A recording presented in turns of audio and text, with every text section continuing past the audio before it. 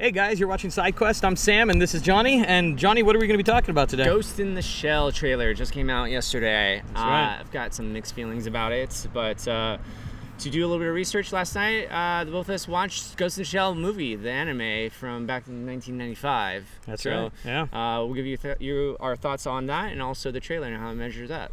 And guys, I just want to point out we're wearing sunglasses because it's real bright outside. So we're not trying to be cool. we just can't see anything. It's so damn bright. So here we go. Time to turn on the trailer. All right, what we got here? Creepy Asian child. This is Major. I'm on site. It's actually really scary. I'm going in. Famous shot from the anime. Yeah. Cloak. Yeah. Camouflage suit comes into the building. Obviously, the rest of this is very different from the actual movie. The scene. Yeah. You are the first of your kind. Establishing But she's a you're not cyborg. invulnerable. Maybe next time you can design me better. Ooh, she's got a mouth on her. She's feisty. DreamWorks. Everyone That was around me. DreamWorks. I didn't know it was DreamWorks either. It is? Connected to something. Oh. This is a very mature property. No. What are you?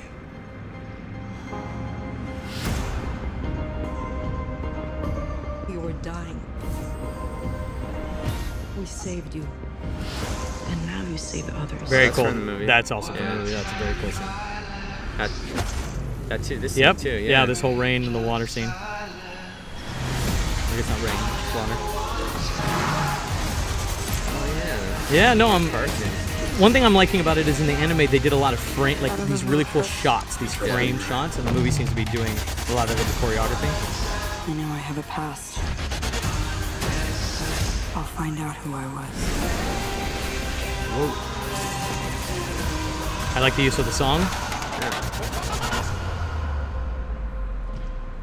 Everything they told you was a lie. Who are you? Yeah, it's the They did quote. not save your life. I think that's the Puppet Master. They stole it. Yeah. That's talking. Yeah, I think so. Absolutely. There you have it. Very cool. 2017, Ghost in the Shell. Very cool. Initial thoughts? You know, I don't think we can talk about Ghost in the Shell without the controversy of Scarlett Johansson Definitely. Being cast as the Major, which they changed the name, referring to her as the Major rather than was it Major Kusanagi? It's Major Kusanagi, yeah. Yeah, having her as a Japanese character did not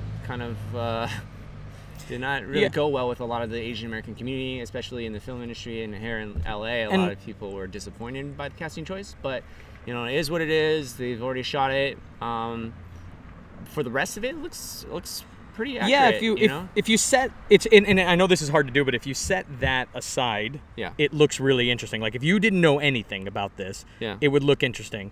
I even think that there's, you know, not only is that community upset about it, I feel like even just the hardcore anime community is upset about it because it is. I mean, it's taking the main character and completely. When any source material or original material gets kind of modified, people tend to kind of freak out. And so the casting choice that did upset a lot of people. I have mixed feelings about it. You know, it kind of this trailer kind of reminded me of Aeon Flux. Oh yeah, I remember that old MTV. Which did not do well, I guess. So what did you think of the movie? You watched it, I guess, earlier this morning. I mean, it was late last night. It was a good reminder as to why it was so interesting back in the past. And the premise is really interesting. It's very dark. It's very dark. Yeah. Kind of deep philosophical.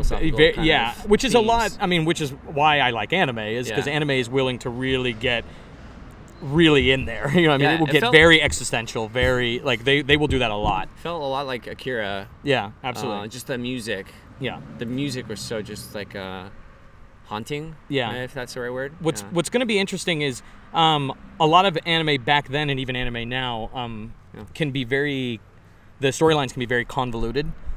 And there can be a lot happening. They throw a lot at you. So it's going to be interesting to see how the movie deals with that. Yeah. Because they're really going to have to kind of make that, you know, they're going to have to, the tempo of the movie is going to the storytelling is going to have to make sense to a general audience. Yeah. You know what I mean?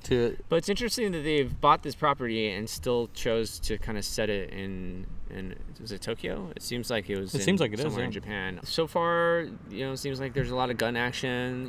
There's like a brief car scene in there that I liked. The cinematography looks really cool, right? Good, like, I mean, that looks really great. But looks aren't everything. Yeah, of course. It also kind of reminded me of Speed Racer, just kind of like the quick purple, pink, blue, kind of look. I think it's really going to come down to how do they handle that kind of complex storyline that was happening in the movie. Yeah. How do they make that flow well? How do they make that make sense? Now, we're not experts on Ghost in the Shell, by all means. Yeah. We just watched the movie. And I'd watched the movie before, but I was I was a kid. I was much younger. There's a few things. They actually made a new movie also. So there is a Ghost in the Shell, the new movie. Is it 2.0 or is it a new movie? Because I just saw the new movie. I saw the 2.0 and it was just kind of a re-release of the same movie. I think maybe it was another cut of it. Yeah, I mean, it would make sense to remaster. I scrubbed through it just to see if I had missed anything, but it was frame by frame pretty much the same. If any of you go back and watch the old movie, by the way, if you're excited about this movie and you want to go back, just remember, try to watch the sub. I watched the dub today. Oh yeah, it was terrible. And it reminds you of how bad some voice acting was back in the early days of anime kind of making its way to America. It's pretty choppy. It's pretty choppy, it's pretty rough, and it makes you realize that we've made a lot of advancents, so that's good. So it's gotten a lot better. That's one thing I also noticed in maybe being a little bit more open to Scarlett Johansson as the Major is that with every iteration away from the original source material,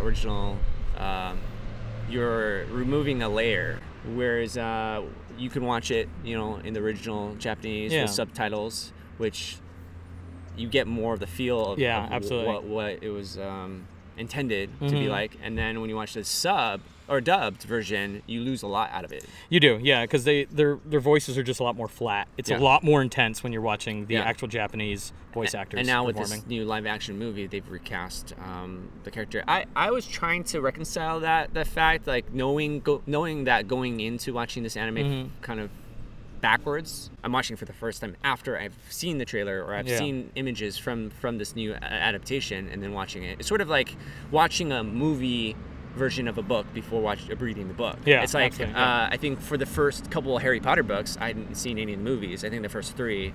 And see, I did the opposite. I saw the movies, didn't read the books, and then I got into the books. And so then when you go back and you watch and you start reading the remaining books, I can't help but see Daniel Radcliffe in my imagination. Exactly. Yeah. So it did kind of play with my perception of the anime because I already had Scarlett Johansson's image as the Major. So as I was watching, I was like, okay, I can see resemblances. Of course they're gonna give her the haircut and costume and makeup to make her look, maybe even digitally make her look Asian. It doesn't look like they've gone, I don't think to that extent by any means. But that's what they did.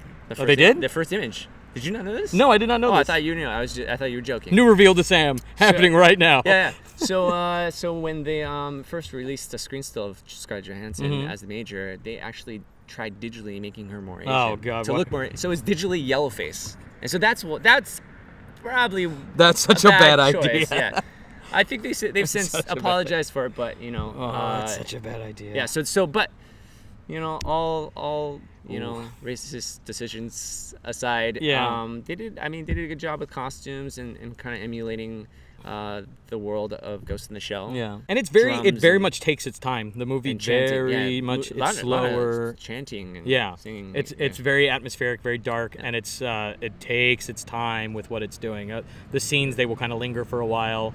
Like I remember there's one where it's kind of framed her window and she's getting dressed, and it just hangs out there for a while as she's like putting on a jacket. And I was like, they're just staying on this scene for a while. I wonder what the rating is. It's DreamWorks. I can't imagine they would go rated R. Especially the anime. The anime is super mature. It's very mature, yeah. A lot of nudity. A lot of nudity and a lot of blood, a lot of gore. So I think maybe we can venture into spoilers a little bit, and what we think like the movie. I'll think of the movie, the anime, and then maybe like what they're gonna do for. So guys, if you want to be spoiled, if you haven't seen the movie or anything, go ahead and cut out now. Cut out now, and then come back and join us after you've seen it. But we're gonna just say spoilers at this point. You've been warned, and it's been 10 years. 20 years. Yeah, seriously. 20 years. Seriously, it's been 20 years. It's been 20 years. Like, how are they going to implement this in a movie? Because it is actually kind of convoluted. It's almost like Westworld, like the erasure of like memories, and like fabricating memories and stuff, and like hacking the mind. Yeah. Even dipping them. You know how in the beginning where they're making showing the manufacturing process, they dip her into that liquid. Yeah. And I was laughing. I mean, really, when it comes down to it, this story is about what is the importance of a human soul. Yeah. And if it can be almost created by man. By man, yeah. Which is the same as Westworld, you know. And then what makes a human being really that special? Yeah. If anything with a conscience can basically create a soul. You know what I mean? Like how. And she states that in the movie, in the 1995 movie, of what makes that special. There's an introduction to a villain, Puppet Master. Even deeper spoilers, he's not really a bad guy. Yeah, he's not really He doesn't end up being a bad guy. So, towards the ending, like, I was watching this with kind of the screen minimalized a little bit. It was in full screen, so I could see the countdown of the remaining minutes of the movie, and it was like 10 minutes left, and I was like, how are they going to end this? They're not going to. So they just basically blow up everything. 2 sniper bullets. Yeah. Rip in the shreds. He finds her another body off the black market, transfers her over. Yeah. Picks up, which just is sort of like kid. It felt very episodic. It was just like, all right. Yeah. Like, what's gonna happen now? It's like, she basically gets put into a child's body, and then she walks out and says, "Well, now the world is limitless, and now what will I do?" And then that's literally the end of it. That's the ending.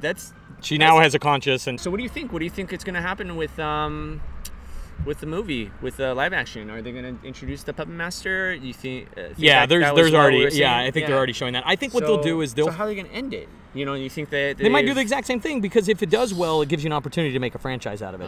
So, that's right. So it's actually really the best thing is to leave it with her saying, "Oh, now the world is endless." So if it does well, they have all the freedom in the world to make a sequel or make it a trilogy. The other thing that I noticed by watching this anime was that it was way ahead of its time. Like, I can imagine watching this like back in '95, like being like, "Oh my god!" Oh, and I did. Like, I was classic. like, "This is like a cult classic." It's so beyond any other stories that are being told at that time. I don't know how it's going to be received now. Would assume that people are more open to it, but during that era, like with Evangelion and Akira and those dark movies, like in Ghost in the Shell, and that's what I'm saying is weird. How are they going to take this and then make it relatable now and make it make sense now?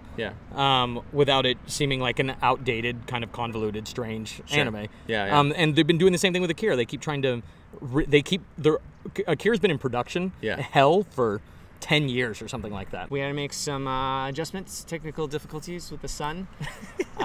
During that time, Akira, Evangelion, Ghost in the Shell, they were very deep, kind of spiritual themes. About humanity. It's like super philosophical, and all of it was super existential. It's hard to take those deep themes, and especially something that was 20 years old, and to take that kind of convoluted deep theme and then to make it into kind of a Hollywood blockbuster. They need a bankable star. Yeah, exactly. You know, to carry the movie. It seems like they understand the theme.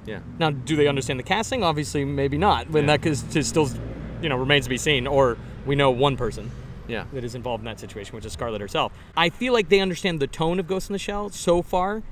It's you know what I mean. It seems it's got the real high sci-fi. It's dark. It's atmospheric. It's this focused on cinematography. So they seem to have some of that stuff down. But it's just how is that really hard to explain theme and convoluted story going to translate in this film? It's gonna be. I think it's gonna be really difficult.